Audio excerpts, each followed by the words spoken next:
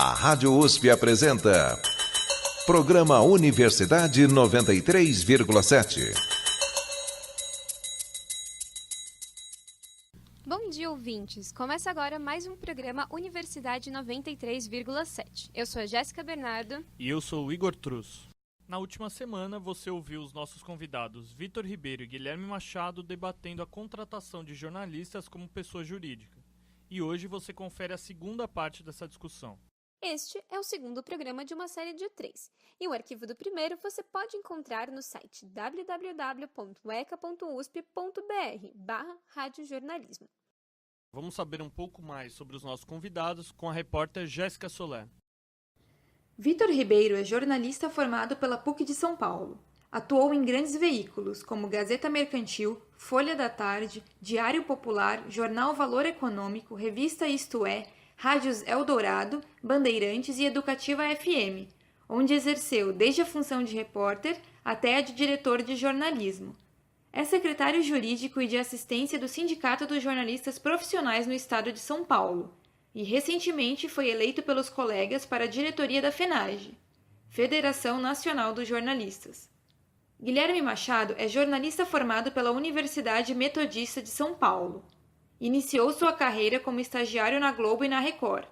Atuou como chefe de redação na Record de Salvador e como diretor do Núcleo de Reportagens Especiais na Record de São Paulo. Guilherme também foi editor do telejornal SBT Brasil e coordenou um núcleo de reportagens especiais para a TPA, Televisão Pública de Angola, em Angola. Bom, Vitor, na semana passada nós encerramos o nosso programa discutindo sobre como é difícil para o jornalista que é contratado como pessoa jurídica pleitear os seus direitos na Justiça do Trabalho, uma vez que formalmente ele é reconhecido como uma empresa e não como um empregado.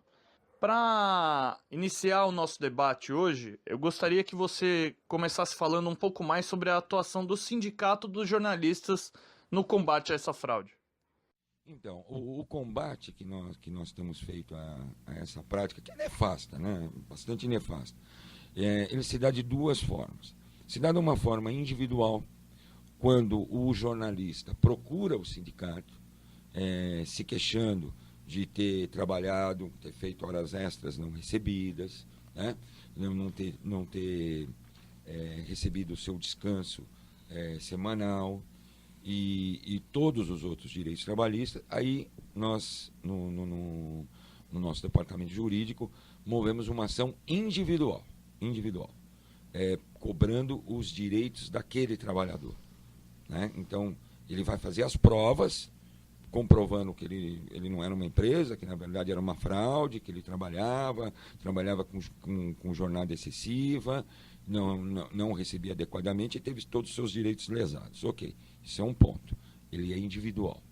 Outro combate é o combate coletivo. O combate coletivo ele se dá primeiro na conscientização, porque, infelizmente, essa relação foi sendo disseminada pelas empresas, e me permita falar dessa forma, mas quase que criou uma síndrome de Estocolmo. Então, assim, as pessoas que têm uma relação PJ, elas ainda acabam achando que aquilo, de alguma forma, é bom. Quando a gente vê que não é, quando os problemas aparecem, quando uma jornalista fica grávida, quando existem demissões, a pessoa fica sem absolutamente a sua sobrevivência, inclusive, é comprometida, né? E todos os outros pontos que já foram por nós levantados. Mas nós tivemos uma experiência interessante, que um grande portal, eu acho que o maior portal de internet do país, ele tinha 90 jornalistas, cerca de 90 jornalistas com essa relação PJ. Então, nós achamos que um escândalo desta monta e uma empresa que não passa por problemas nem dificuldades econômicas, é um assinte à nossa profissão, né? Então, eu pessoalmente procurei o Ministério Público do Trabalho, apresentei esta denúncia. Não é um procedimento muito rápido, porque a empresa, obviamente, pode contratar excelentes escritórios de advocacia para se defender e tenta dizer que não é bem assim, que é um exagero da nossa parte, etc, etc.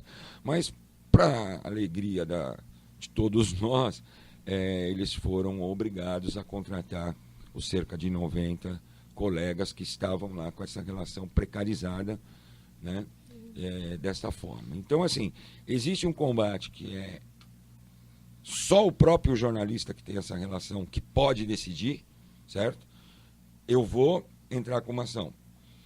Eu sempre digo o seguinte: quando a maior parte, ou pelo menos 40% das pessoas que têm essa relação procurarem o sindicato, ingressarem com uma ação, essa fraude acaba. Porque ela passa a não ser mais uma estratégia lucrativa para a empresa. Mas isso é uma decisão individual de cada jornalista. Sobre essa decisão individual, a gente tem uma dúvida. Geralmente essa decisão de entrar com uma ação contra a empresa acontece só depois da demissão. Ela não acontece enquanto o vínculo existe. A gente quer saber por que essas decisões dos jornalistas são tomadas só depois da demissão. Existe alguma explicação para isso? É porque a hora que acabou o vínculo faz mais sentido? Não, eu queria, desculpa, emendar uma pergunta para o Vitor também, Claro. nesse sentido. Desculpa te interromper, Igor. Nesse caso do portal, os salários foram mantidos?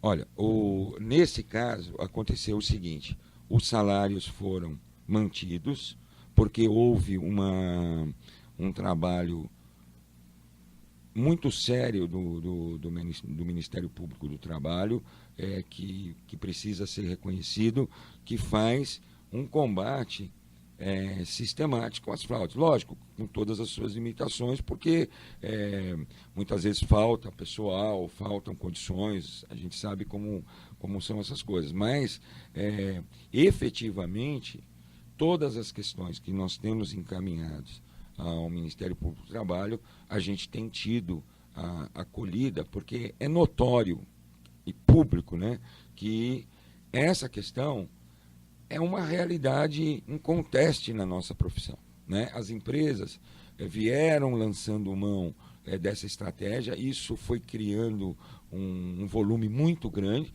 como eu disse, chegando num ponto de você ter praticamente a redação inteira PJ, a redação inteira. Então, né, respondendo à pergunta, a questão individual, ela é uma decisão de foro íntimo, né? Então, por exemplo, porque quando a gente ganha a ação trabalhista, que muitas vezes é bastante volumosa, dependendo do quanto tempo a pessoa manteve essa relação, essas indenizações elas não são pequenas, né? E criam, na situação do trabalhador, uma situação que ele entende que vai impedir que aquela empresa o contrate ou outras. Aí há um engano, porque hoje eu não consigo descobrir, por exemplo, se qualquer um aqui de nós moveu ou não uma ação trabalhista como alguma empresa, porque essa informação ela não é disponível na Justiça do Trabalho. Então hoje, para uma pessoa, vamos supor, um departamento de recursos humanos de um determinado veículo descobrir se qualquer um de nós moveu uma ação contra qualquer um veículo, ela não consegue E tem fazer. muito jornalista que tem medo de processar por conta disso que você está falando. Exatamente.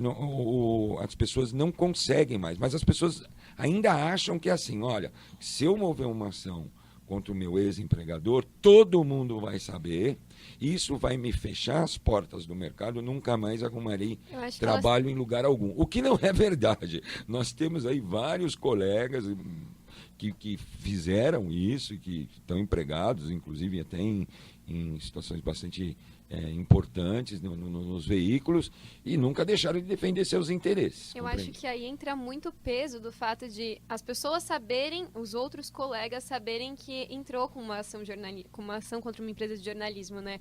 Aquele medo do quem indica.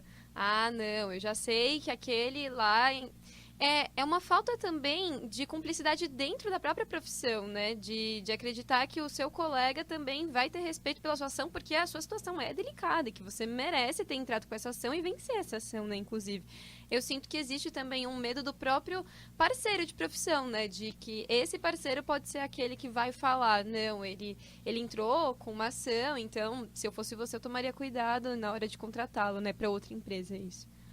Então, quando a gente conversa sobre esse tema, eu sempre coloco assim, a gente não vê uma grande montadora de automóvel com esse grau, com essa pejotização. Você não vê um banco, você não vê uma indústria. Então, quer dizer, isso é uma situação que ataca a nossa profissão de uma tal forma e precariza, né? Então, o que a gente percebe que a qualidade de vida do jornalista, o seu poder aquisitivo, vem sendo destruído por essas práticas, né? Quer dizer, uma exploração, né? Com uma precarização e sem uma relação muito frágil.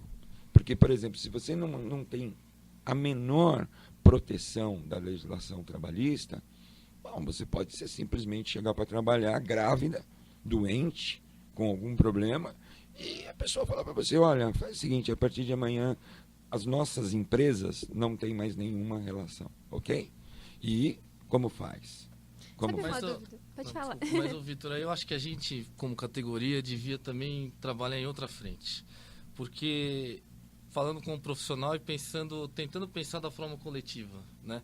Quando você há um processo de pejotização, você, no primeiro momento, você elevou alguns salários, né? Você teve essa perda de direitos, você está sujeitando a jornalista grávida a ficar desvinculada, a ficar desamparada, mas você teve um processo eu vivi um pouco isso com colegas na minha geração, de elevar alguns salários.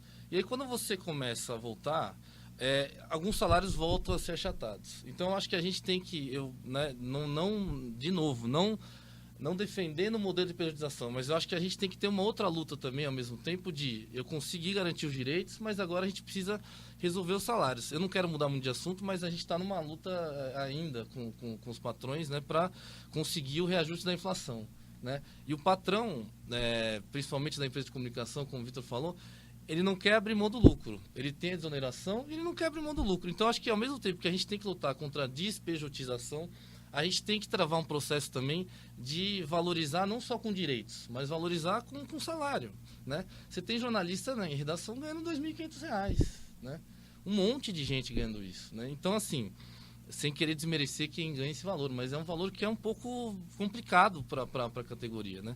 Então, eu acho que é uma outra discussão, não quero mudar muito de assunto, mas eu acho que, ao mesmo tempo que você trabalha garantindo direito, acabando com a pejotização, que é um processo que deve existir, você tem que lutar por uma categoria que seja que tenha salários mais altos. Sabe? Esse ano, o dissídio ainda não saiu. Não saiu, né? A gente está nessa luta, eu, inclusive, participei, quando eu trabalhava na outra empresa que eu trabalhava antigamente, participei das discussões, o sindicato foi lá e os patrões não cedem, né?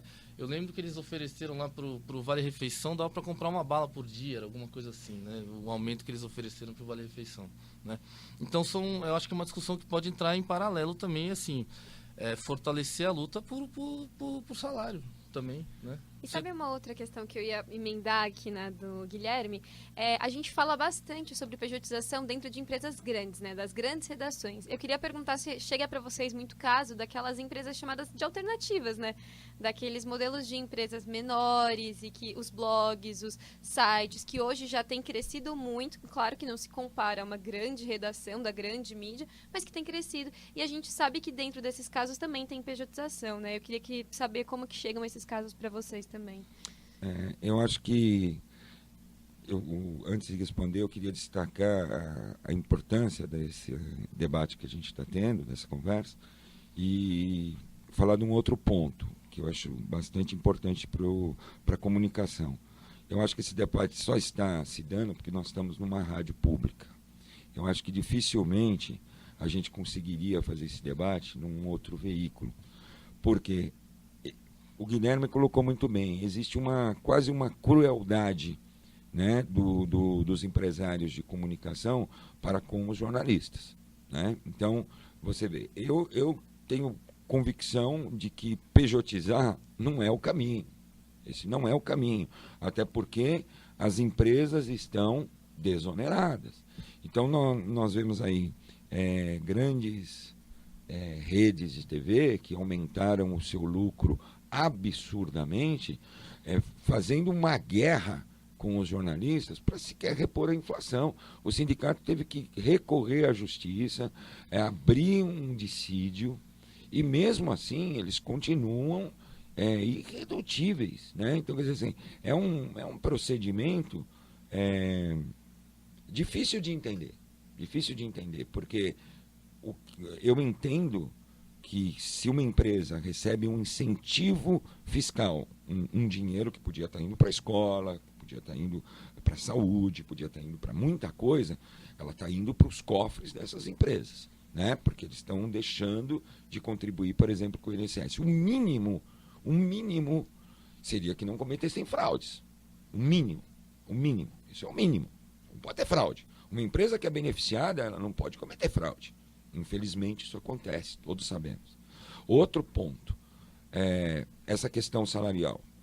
Existe uma política clara de arrochar ainda os salários, Tudo isso visando aumento da rentabilidade da empresa, aumento de lucros, né? Sendo que sabemos que o trabalho do jornalista é que propicia, né, essa rentabilidade da empresa. Então, assim, é um absurdo, a gente não consegue sensibilizar a empresa para essas questões, e o que nos sobra é recorrer à lei, né, e recorrer ao judiciário. É o que nós estamos feito, e também, paralelamente, nós temos que fazer um trabalho de conscientização do jornalista, porque uma profissão que tem um aspecto quase que, diria, romântico e tal, para mostrar que essas relações de trabalho, elas são nefastas para a profissão. São nefastas. Hoje é comigo, amanhã é com você, amanhã é com o Guilherme, amanhã é com outro, certo? Então, assim, atinge a todos.